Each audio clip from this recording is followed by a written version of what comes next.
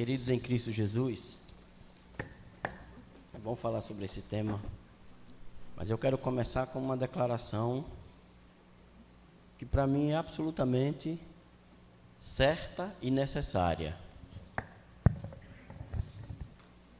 Jesus virá. Eu creio nisso.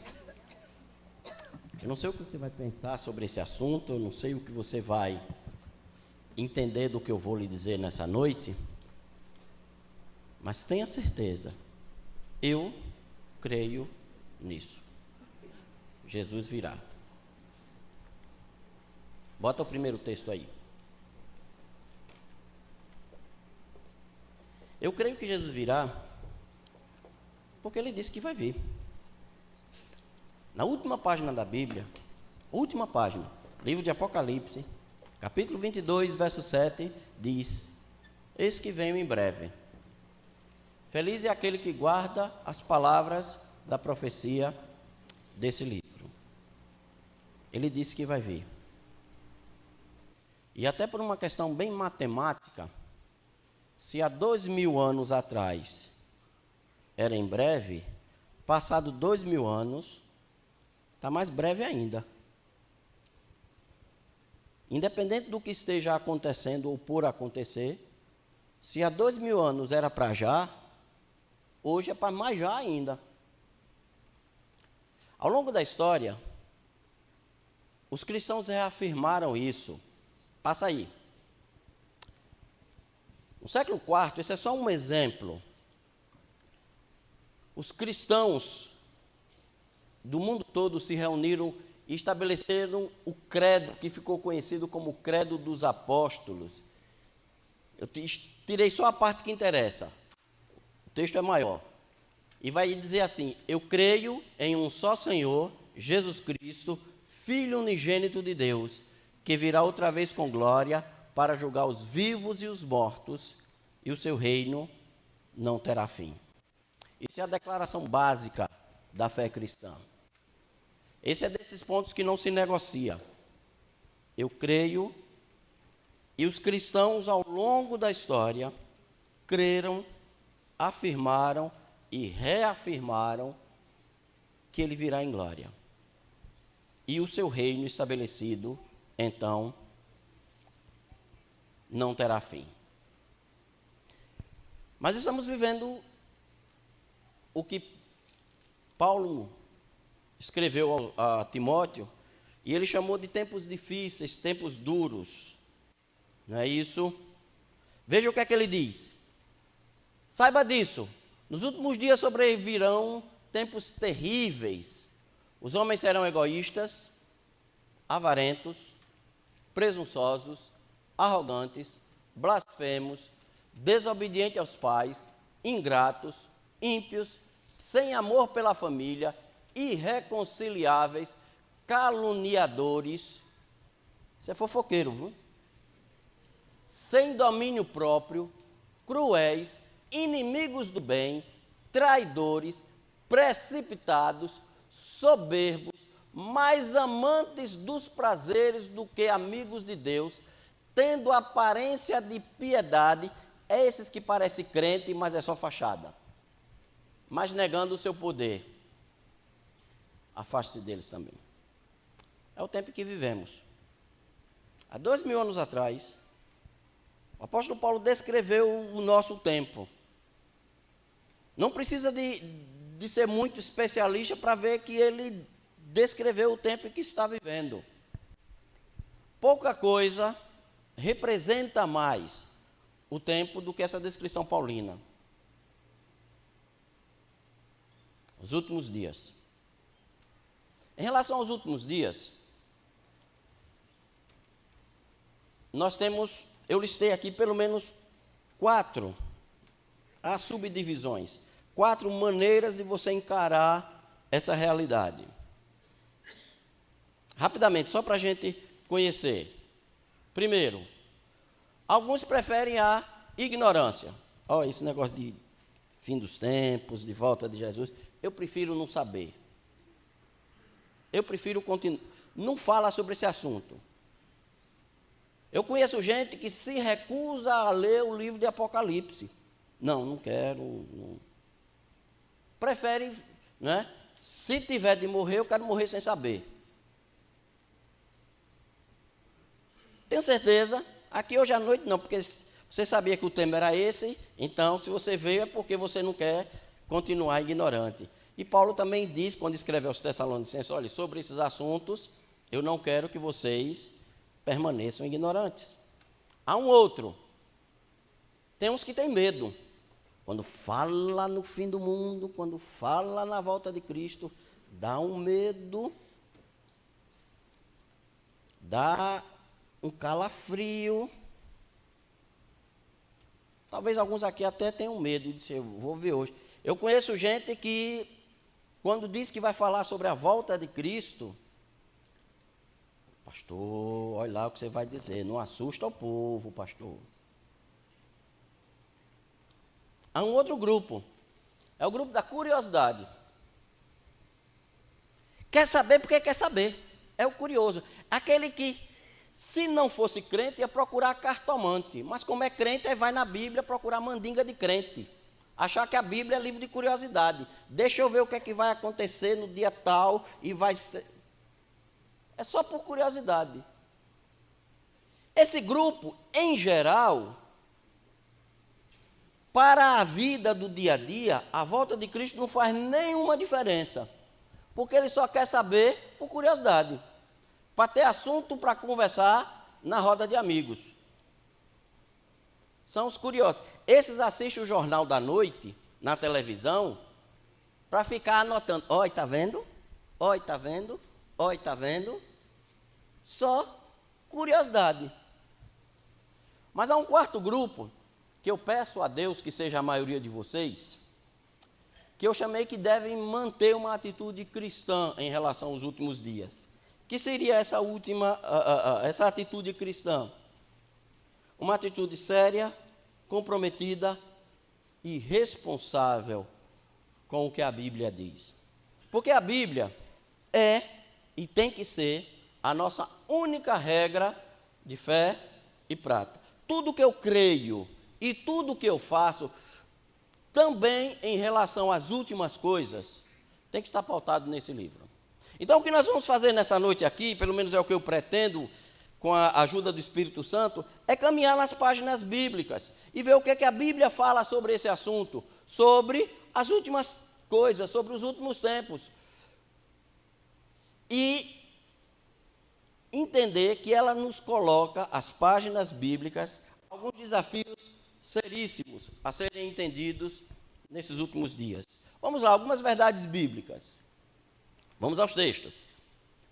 Mateus 24, esse texto de Mateus ali, que é conhecido como o sermão escatológico de Jesus, 24, 25 e 26 de Mateus. Ele começa assim, olha, tendo Jesus se assentado no Monte das Oliveiras, os seus discípulos dirigiram-se a ele em particular e disseram, dize-nos, Senhor, quando acontecerão essas coisas? Qual será o sinal da tua vinda e do fim dos tempos? Curiosidade pura. Quero saber.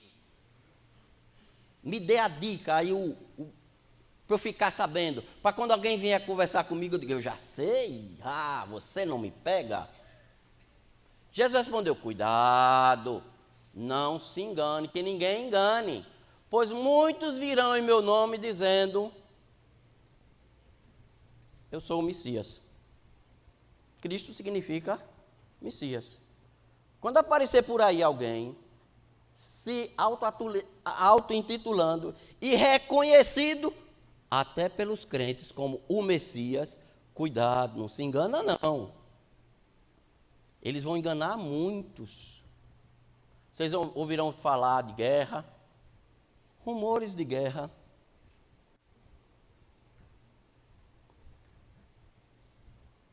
Mas não tenham medo. É necessário que tais coisas aconteçam. Mas ainda não é o fim.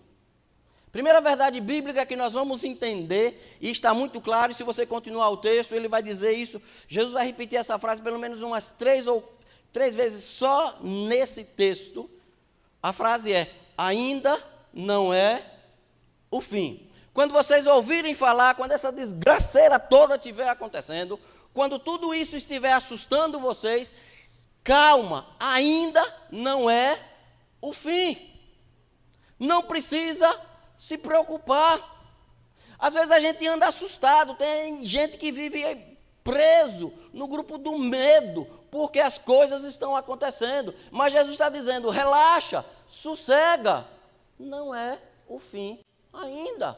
Tem mais coisa ainda para acontecer. Primeira verdade bíblica. Cuidado, não se engane quando profecias começarem a pipocar. Quando pessoas entendidas começarem a dizer, olha lá, está vendo? Presta atenção. Jesus disse, não é o fim ainda. Ainda tem coisa para acontecer. Não se aperreie com essas coisas. Mas há um segundo texto, veja aí. Agora eu vou para Lucas, é o mesmo sermão, mas eu acho que em Lucas ficou melhor descrito. Lucas foi mais didático na sua narração.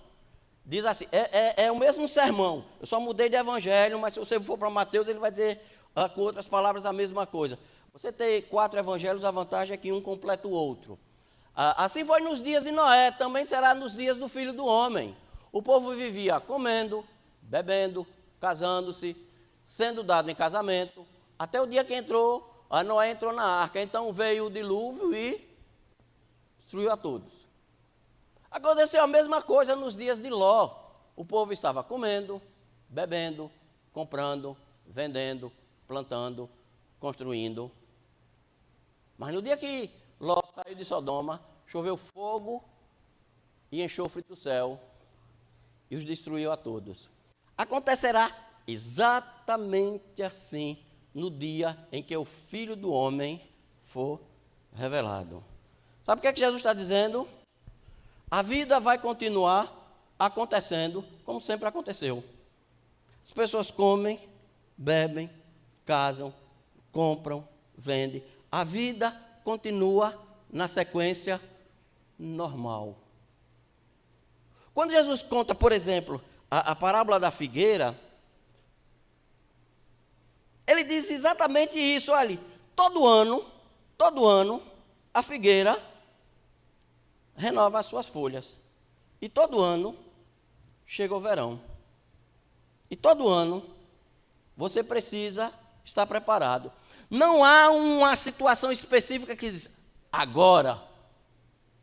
Você precisa estar preparado todo o tempo, porque não vai ter nada de especial. Não há um pré-aviso. O que Jesus está dizendo, Noé, 120 anos pregando, mais tempo do que a idade dessa igreja. Não é isso? A gente só tem 110 anos de vida. Noé pregou 120. E as pessoas continuavam vivendo e fazendo as mesmas coisas. Um dia, Noé entrou na arca. E a chuva veio. Ló vivia na cidade de Sodoma, com tudo que tinha de desgraceira lá, um dia depois do outro. Um dia, eles saíram da cidade e o fogo desceu do céu. O que Jesus está dizendo é, esteja pronto todo dia. Não espere um motivo especial. Não espere uma notícia que diga é agora. Porque o é agora já aconteceu há 2000 anos atrás. E a vida está continuando. Não espere uma notícia especial. Falar da volta de Cristo e esperar é coisa para todo dia. Mas há mais um texto. Aí eu fui para Tessalonicenses. O texto de 1 Tessalonicenses, na Bíblia, no Novo Testamento, é o mais claro sobre a volta de Cristo.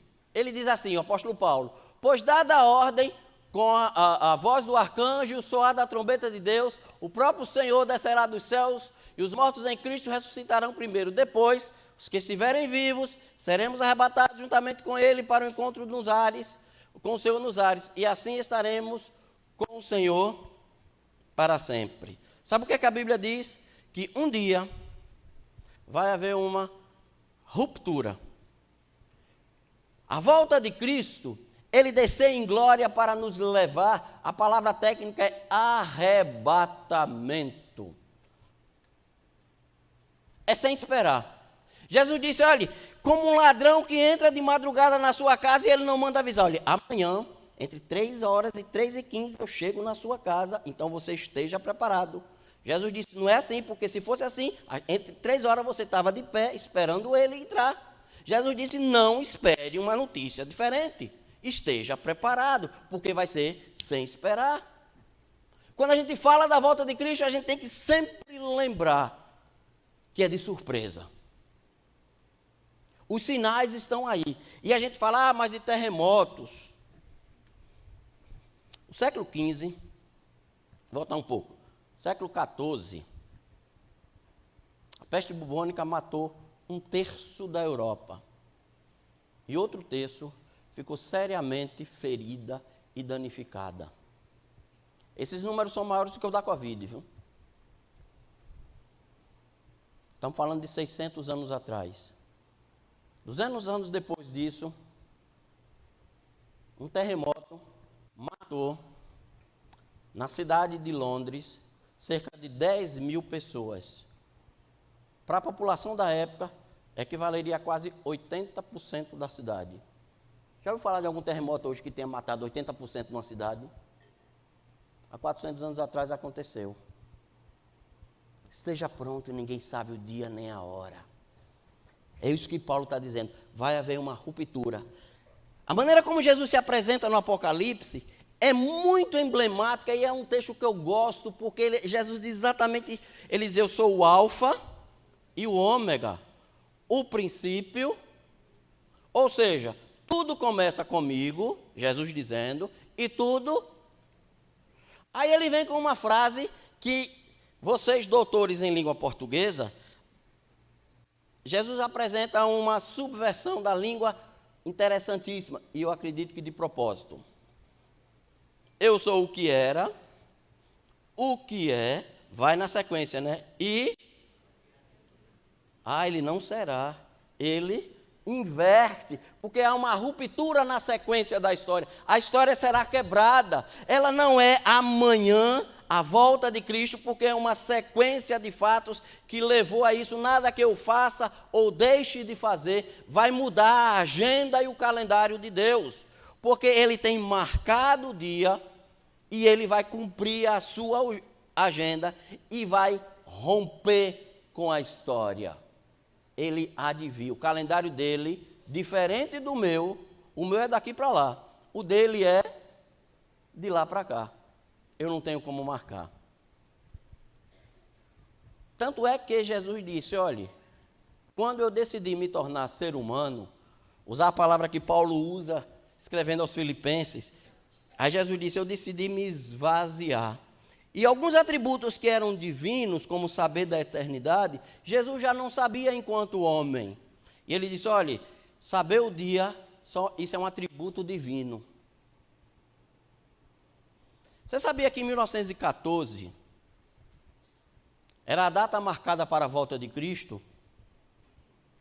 Tem uma igreja que até hoje ela está ali porque marcou para 1914.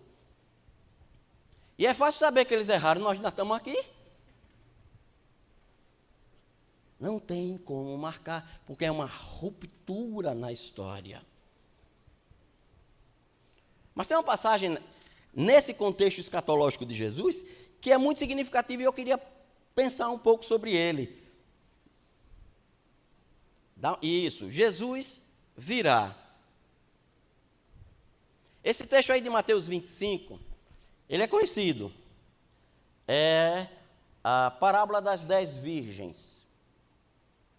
Não é isso? Bota o primeiro aí. Isso. A parábola é a seguinte, eu não vou nem ler o texto porque vocês já conhecem, mas nós vamos trabalhar um pouco com ele.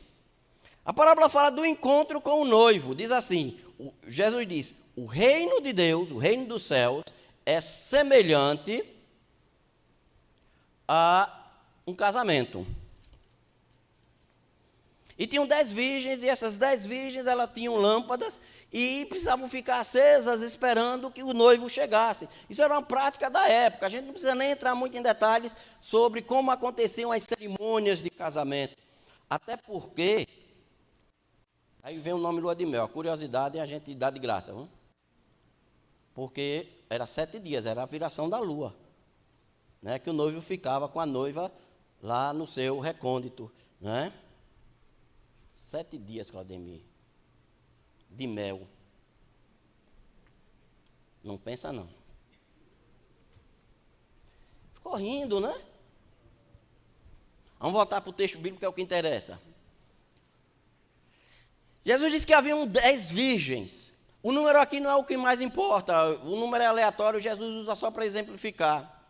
Mas essas 10 virgens, elas estavam esperando o noivo. Então, quando a gente fala da volta de Cristo, a gente tem que lembrar que a gente está se referindo ao encontro da noiva, que é a igreja, com o noivo, que é Cristo. Aí a gente vai para Apocalipse capítulo 21, que diz assim: então eu vi novos céus e nova terra. Bom, o mar já não existe. E vi a noiva descendo do céu ataviada. Essas palavras tradicionais da Bíblia, às vezes a gente não entende muito, porque não está muito acostumado. Ataviada é enfeitada, arrumada. E vestido de noiva, mulheres sabem muito bem disso, é diferente de vestido de todo dia. Ninguém se casa com o mesmo vestido. Não é isso?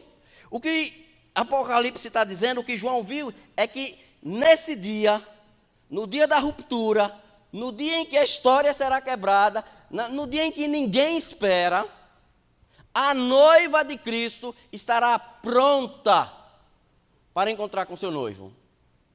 Então, quando a gente estuda sobre a volta de Cristo, nós temos como igreja de Cristo pensar em estar pronto e com ansiedade. Não sei se as noivas de hoje, se eu tiver errado, vocês me corrijam, noivas. Tem tanta expectativa assim. Mas vamos deixar o lado romântico aflorar. O grande dia vai chegar. Ah, como eu quero. Jesus disse, olha, a chegada, o dia da vinda, tem que ser aguardado com expectativa, com gosto, com desejo. É a noiva esperando o noivo. E ela tem que estar enfeitada, arrumada para o seu noivo. E como vestido de noiva, você estica de cá, aperta de lá, né? E dependendo da noiva, diz, olha, eu preciso perder uns 4 quilos para poder caber dentro do vestido. Não é? Está rindo porque deve ter sido assim no seu, né? Mas é assim mesmo. A maquiagem é diferente. Tem o dia da noiva no salão. Não é assim? Penteia, escova e não sei o que, a maquiagem. Porque tem que estar bela e agradável. Para quando o noivo olhar para ela, meu Deus, como você é linda. E é isso que Jesus disse. Nós somos a igreja, a noiva. E Ele está nos preparando para a sua chegada. E há um compromisso que tem que ser levado muito a sério, porque nós vamos nos encontrar com Ele.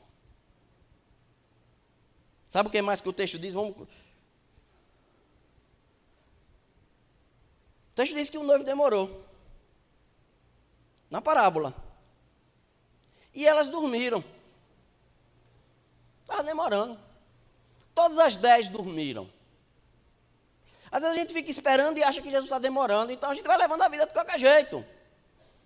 E vai relaxando.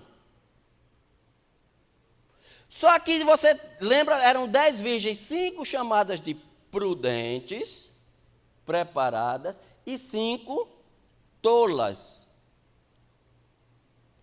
Qual é a diferença básica? Ah, uma dormiu, não, todas dormiram. Todas acharam que estava demorando. Fala sério, 2000 anos... Na nossa perspectiva, é tempo que é um negócio sério. Ah, esse negócio.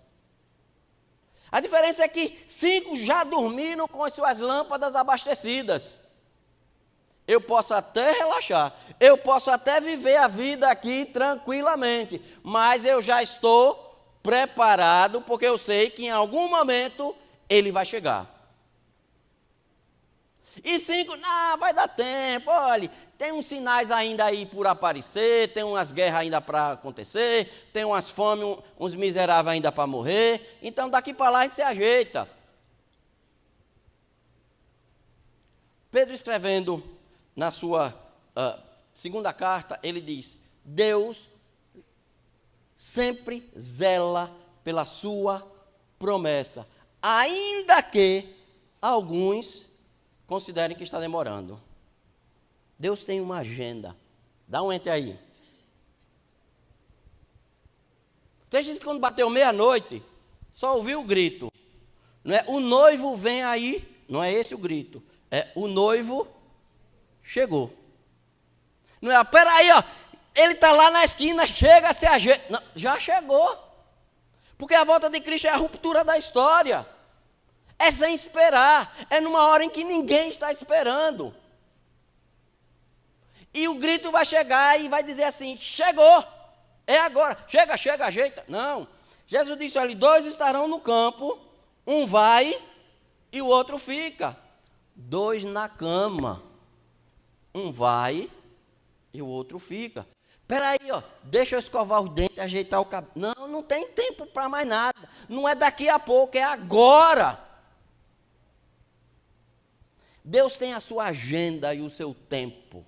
E Ele vai cumprir. Se você estiver preparado, Ele vai cumprir a agenda dEle. Se você não estiver preparado, Ele vai cumprir a agenda dEle, porque a agenda é dEle. Eu não sei como é, nem quando. E nem adianta me perguntar, porque a agenda é dEle. Cristo vai voltar. Eu não sei quando. E não me pergunte qual é o macete para isso, porque a Bíblia não diz. Mas é preciso estar preparado. Exatamente porque eu não sei quando é. Eu preciso estar preparado.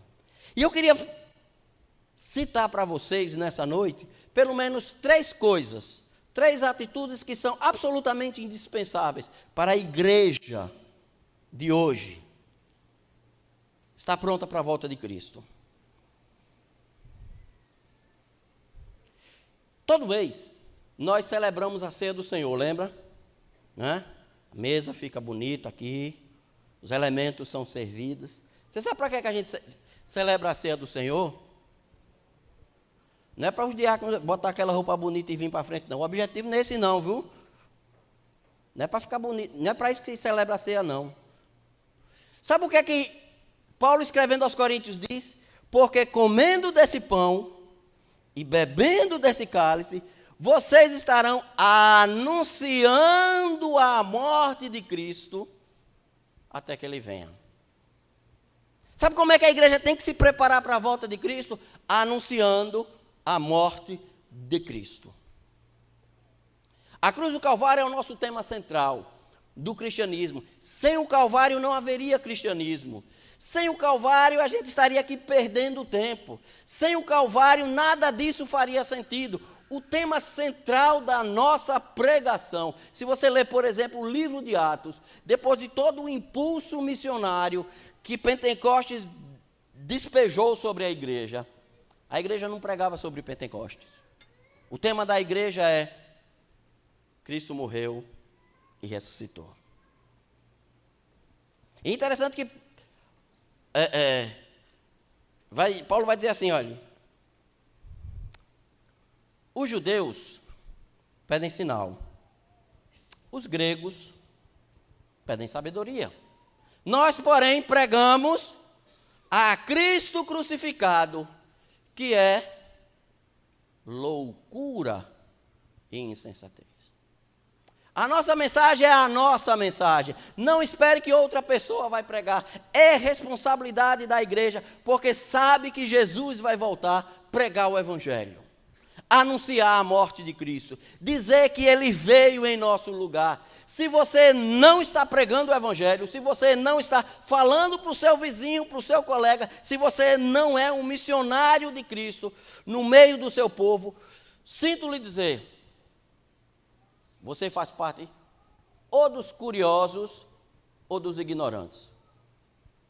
Ah, pastor, mas eu creio na volta de Cristo. Mas se não está pregando o evangelho, você é só curioso.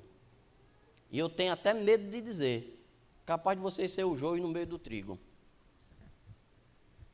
Esperar a volta de Cristo implica necessariamente em pregar o Evangelho, em sair das quatro paredes. A igreja não foi chamada para estar aqui dentro, foi para ir lá fora. Foi para isso que Cristo nos chamou. Foi para isso que Ele disse: olha, estejam prontos, estejam preparados e celebre todo mês a ceia. Sabe para quê? Para que você não esqueça, por isso que é memorial, não esqueça que o tempo está próximo. E tem que falar. Então eu lhe pergunto seriamente nessa noite, igreja de Cristo Jesus: você está esperando a volta de Cristo? Você está esperando o dia que Ele vai chegar para acabar com isso aqui? Está pregando o Evangelho? Está anunciando a morte de... Se você não está fazendo, você é só um curioso no meio do povo. Tem que pregar o Evangelho. Tem que falar de Jesus. Tem que anunciar. Mas sabe o que mais? Outra atitude também extremamente necessária.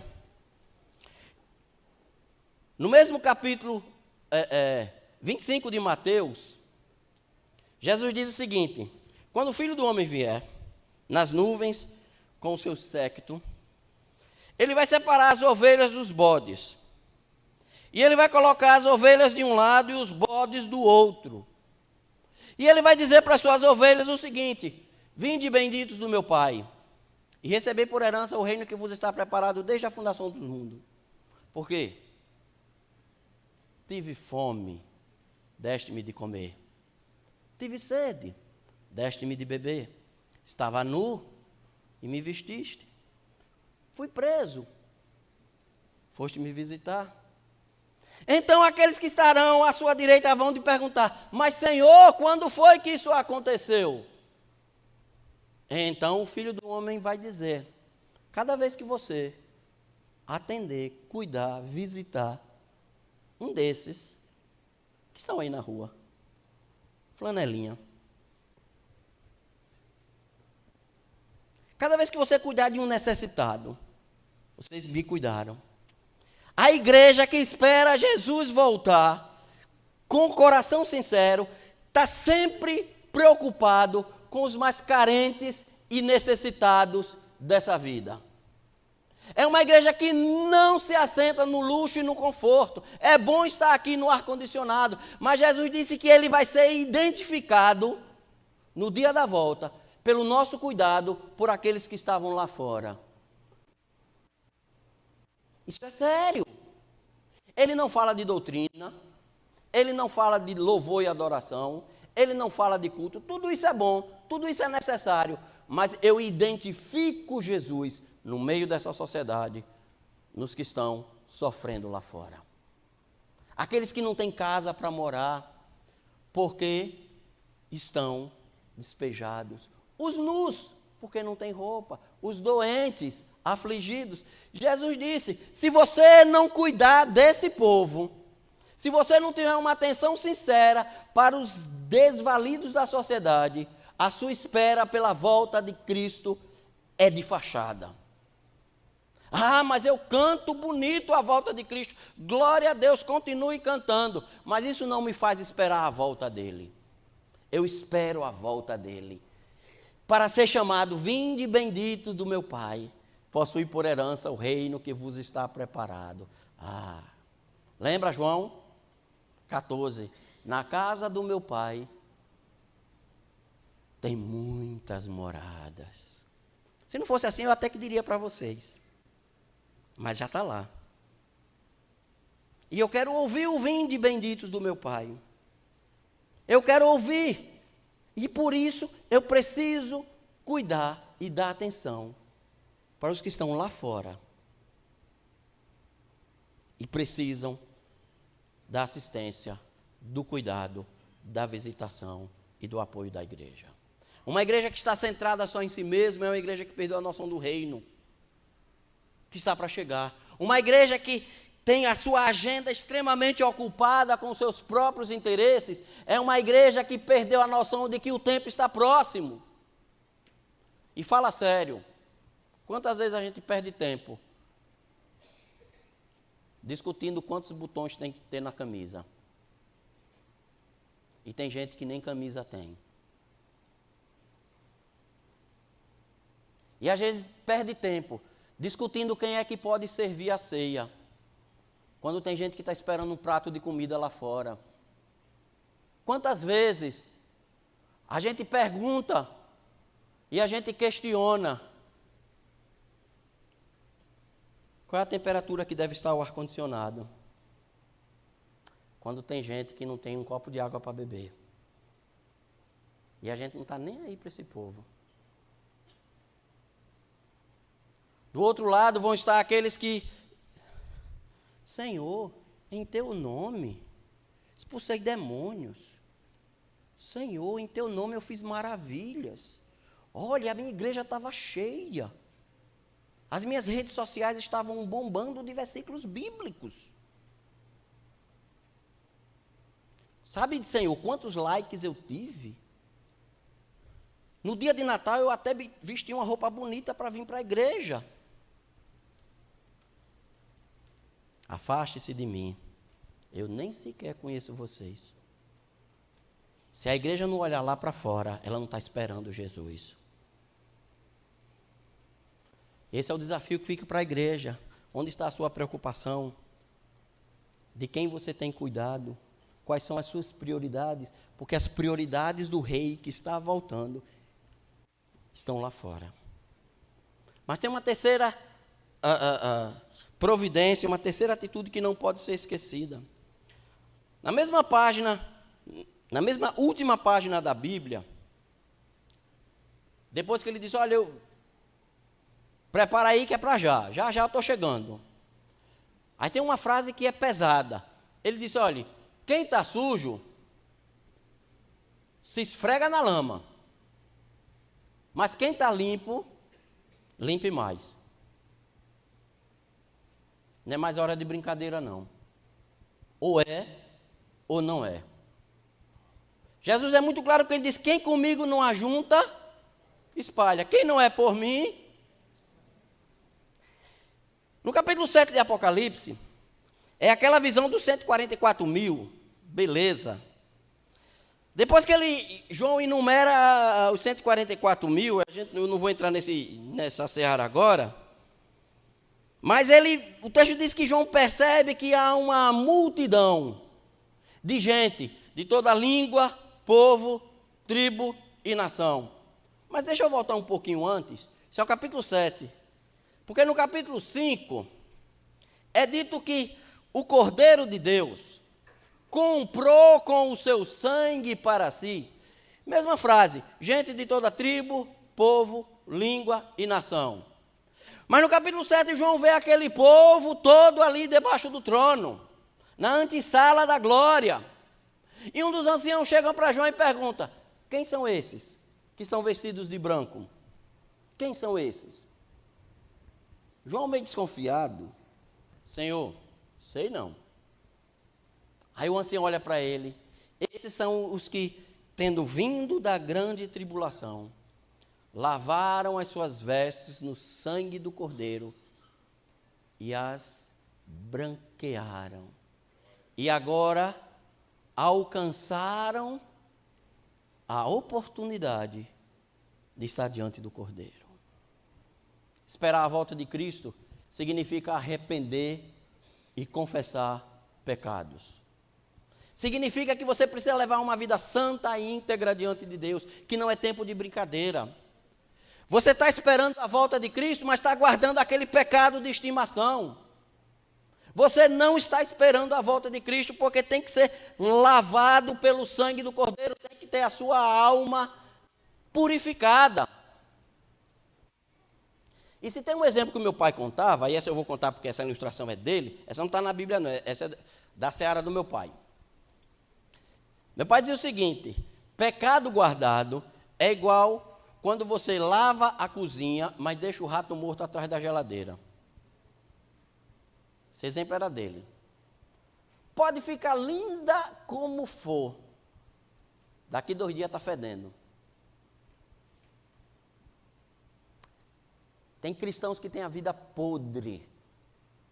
E Jesus diz que são sepulcros caiados, bonito por fora, mas lá dentro guarda podridão. Você espera a volta de Cristo quando você confessa o seu pecado, quando você chega para Jesus e diz: olhe, eu não sou digno sequer de estar na tua presença. Eles passaram pela tribulação, eles sofreram, mas eles confessaram os seus pecados. Igreja de Cristo Jesus, a maneira correta de esperar a volta de Cristo, que é para já, não sei o dia, é com o coração lavado, é com a alma purificada, é com pecados perdoados.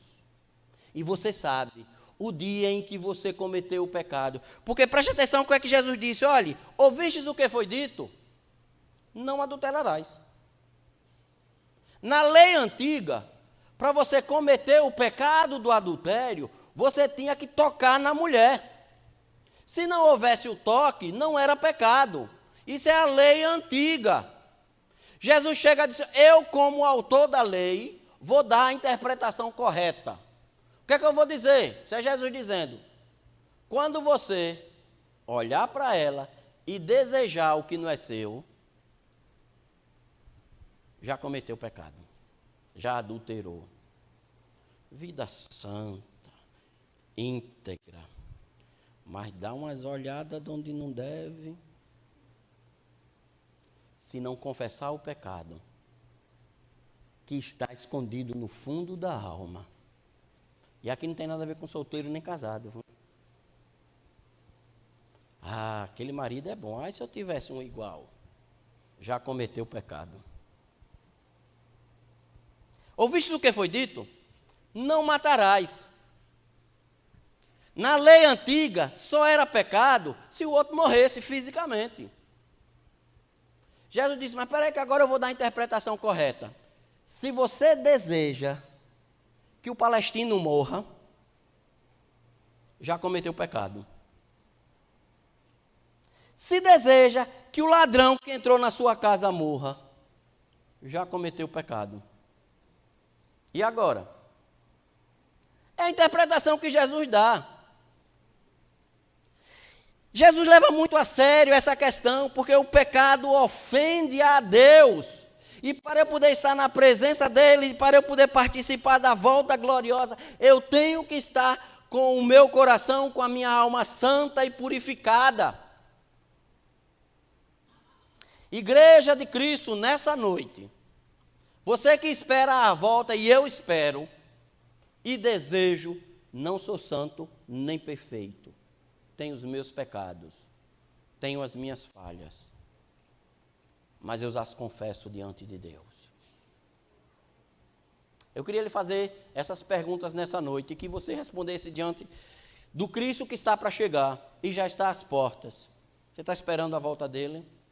Ou você é só um curioso desse assunto? Feche seus olhos, baixe suas cabeças.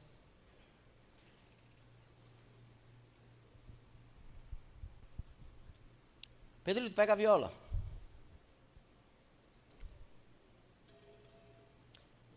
Você está esperando como? Você está com medo? Está fazendo de conta que não é com você? Ou você está dizendo: Maranata, ora vem, Senhor Jesus. Está na hora. Quando ele chegar, como ele vai lhe encontrar? Anunciando, falando.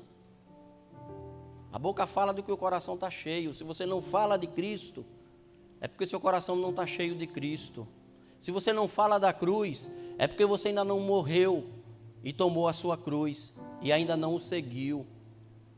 Como é que você está esperando a volta de Cristo, igreja? Como é que você está esperando a volta de Cristo, igreja? Cuidando daqueles que precisam ser cuidados? Ou está confortável na sua situação? Deixar que eles se virem? Como é que você está esperando a volta de Cristo? É sua responsabilidade. Como é que você está esperando a volta de Cristo, igreja?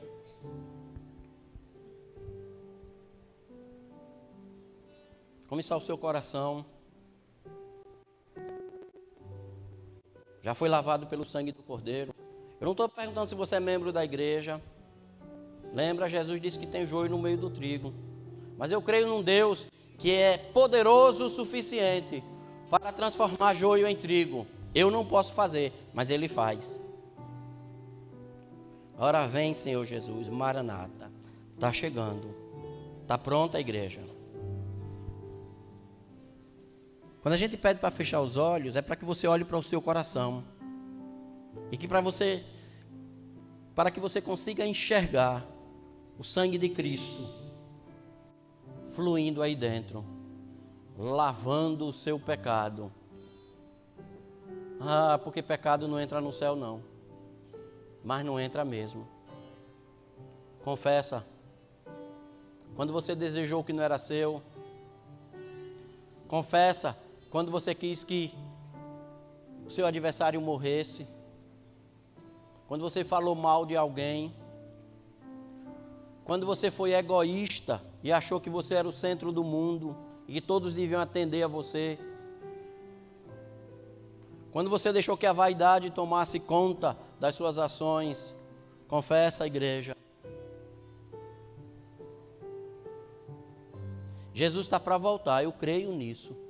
E como creio? Não porque a televisão está me dizendo, porque pouco importa. Eu creio porque Ele prometeu. E se Ele prometeu, Ele vai cumprir. A palavra dEle para mim é suficiente.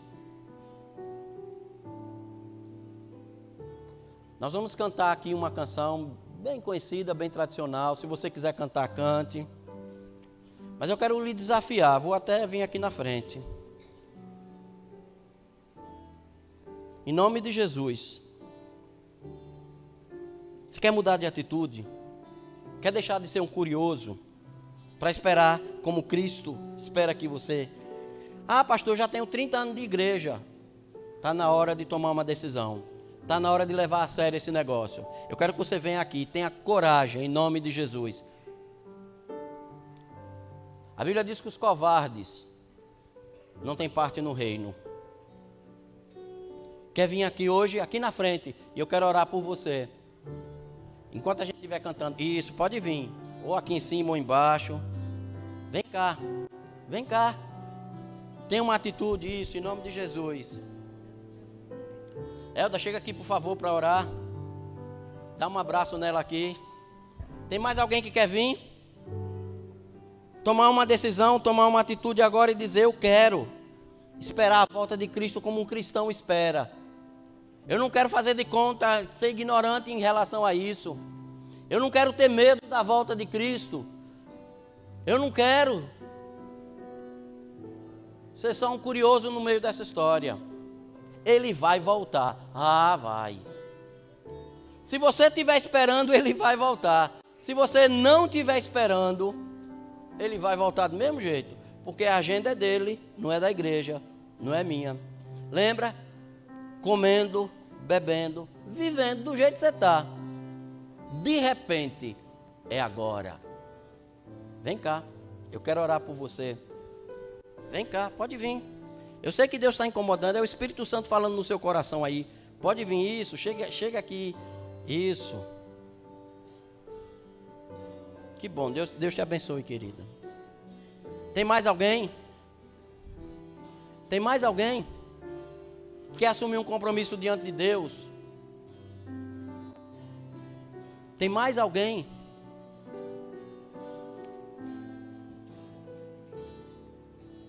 Nós vamos cantar. Enquanto estivermos cantando, a oportunidade está sendo dada. Tu és assentado no trono,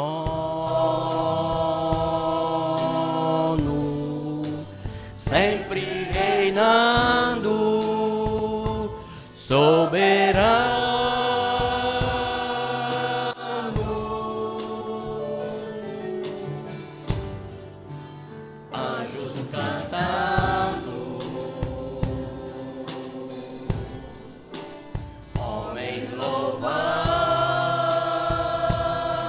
quiser pode ficar, igreja, para cantar bonito. Levanta aí isso.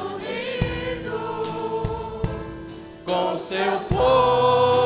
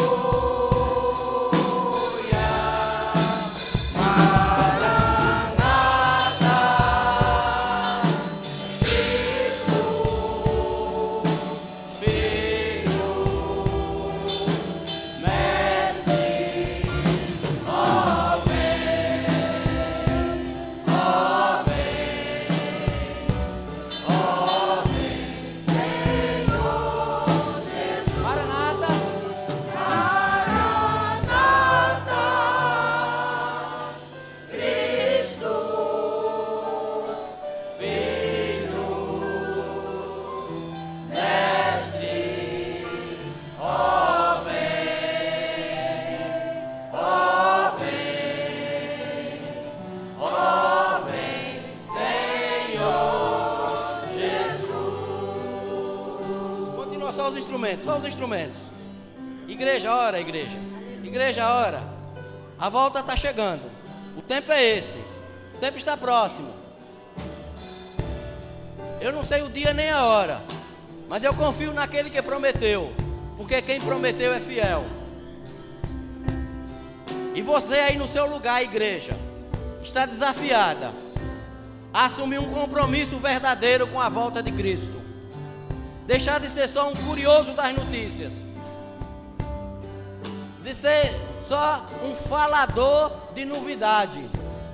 Assuma um compromisso com Cristo que está para chegar. Corrija a sua vida, conserte os seus compromissos, anuncie Jesus Cristo, porque esse mundo precisa conhecer o Rei que está para vir.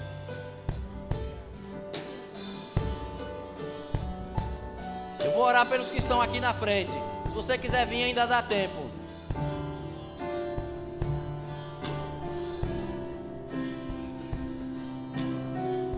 Senhor Jesus, olha para teus filhos. Olha para a tua igreja agora, Jesus. É teu povo. Que eles assumam um compromisso, Senhor. Eu te peço pela tua misericórdia. Completa essa palavra. Faz aquilo que o Espírito Santo pode nos fazer. Somente tu nos convence do pecado, da justiça e do juízo. Que a tua igreja não saia só como curioso nessa noite, mas saia comprometido para a tua glória.